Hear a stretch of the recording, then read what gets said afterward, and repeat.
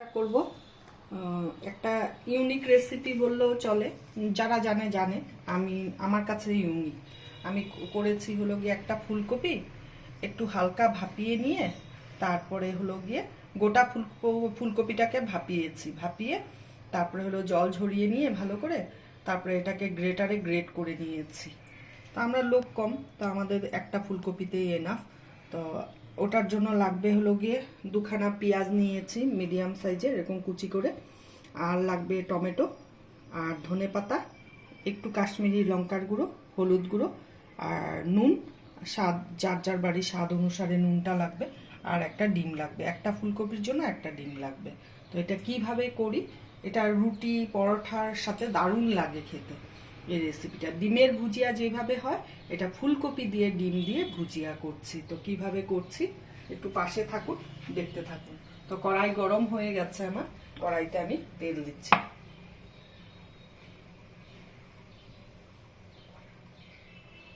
একটা ফুলকপির জন্য এতটাই তেল লাগবে।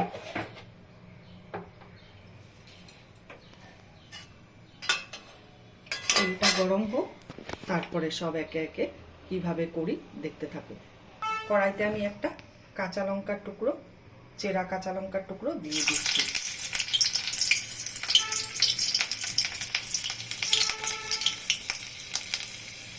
আর দিচ্ছি হলো গিয়ে পেঁয়াজ, টমেটো টুকরো।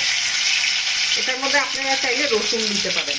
রসুনটা এরকম তেলের মধ্যে ছেড়ে দিতে লাগে, যারা রসুন পছন্দ করেন। আমি রসুন দিচ্ছি না। এর আগে চ্যানেলে আমি ডিম ভুজির রেসিপি দিয়েছিলাম, আজকে করছি এটা একটা অন্য রেসিপি ফুলকপি দিয়ে।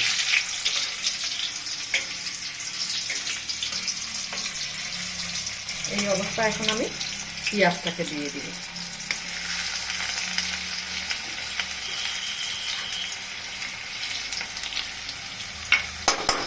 এত সুস্বাদু হয় না এই রেসিপিটা, দারুণ হয়। রুটি পরোটার সাথে তো একদম জমে যাবে।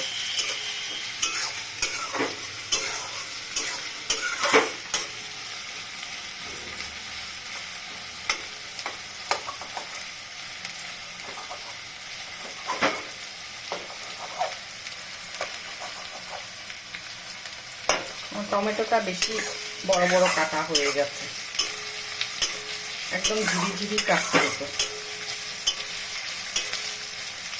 আমি ভুল করেছি, আপনারা এই ভুলটা করবেন না। আমি এখন এই যে খুন্তি দিয়ে কেটে কেটে দিচ্ছি।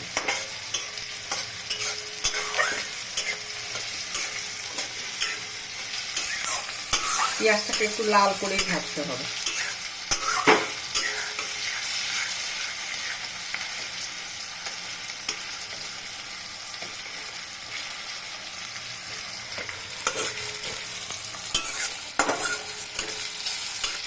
এরকম বাদামি বাদামি যখন হয়ে এসছে না ভাজাটা, তখন আমি যে নুন, হলুদ, কাশ্মীরি লঙ্কার গুঁড়োটা দিয়ে দিব। আপনারা চাইলে আরো মশলা অ্যাড করতে পারেন, জিরা, ধনিয়া, সবকিছু। তা আমি একদম সাধারণভাবে করছি এটাকে।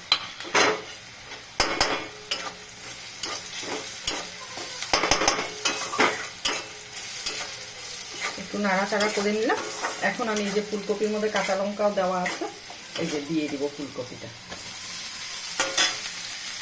তাহলে ভাববেন ডিমটা কখন দিব, ডিমটাও দিব। অধীর আগ্রহের সহিত দেখতে থাকুন কিভাবে করি। আমি গ্যাসের ফ্লেমটাকে একদম কমিয়ে দিব। ফুলকপিটা যখন একটু ভাজা ভাজা হবে তখন আমি ডিমটা দিব।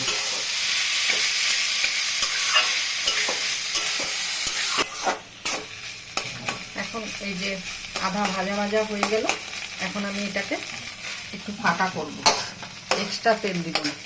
এই যে এখানে তেলটা বেরোবে, এখানের মধ্যে আমি ডিমটা ছাড়বো।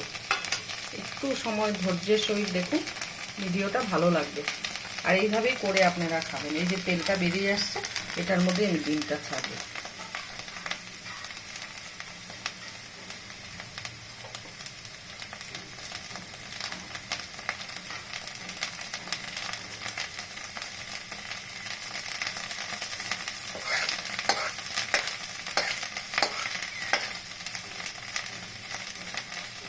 এখন আমি ডিমটাকে ফাটিয়ে এখানে ছেড়ে দিব।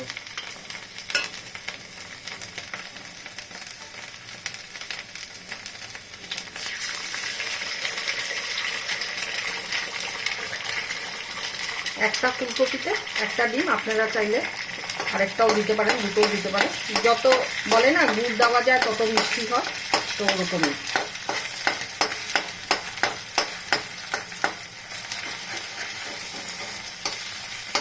এটা এরকম মাঝখানে এখন একটু সময় থাক, এই যে চারিদিক থেকে তেল বেরোচ্ছে।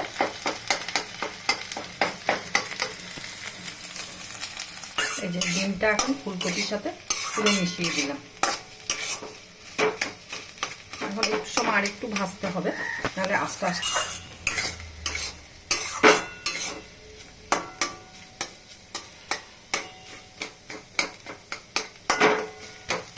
আর একটু সময় একদম এটাকে ফ্রাই করতে হবে ভালো করে।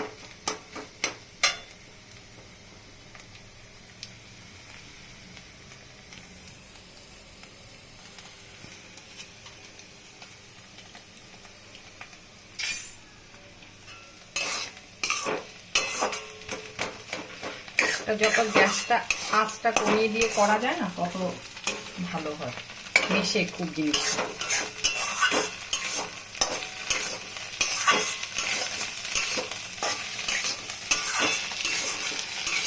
এখন গ্যাসের আঁচ বাড়িয়ে দিলাম, কেন হয়ে এসছে।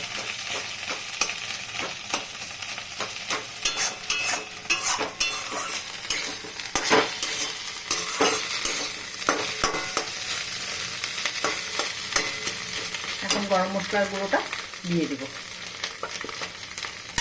দিয়ে একটু নাড়াচাড়া করবো আবার।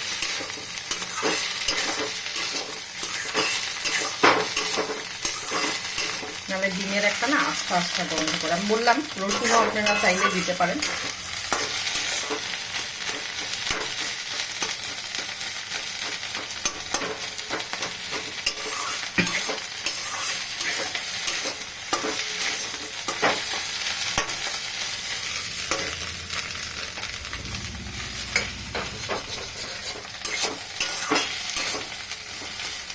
এখন ধনে পাতাটা দিয়ে দিব।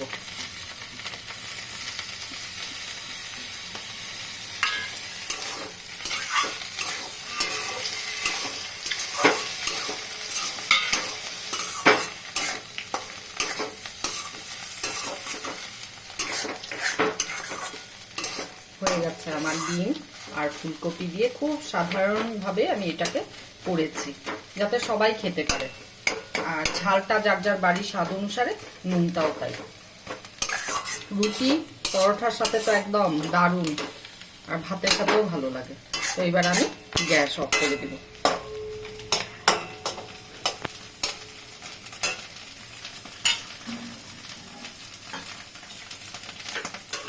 গ্যাসটা অফ করে দিলাম, এবার আমি নামিয়ে নিব।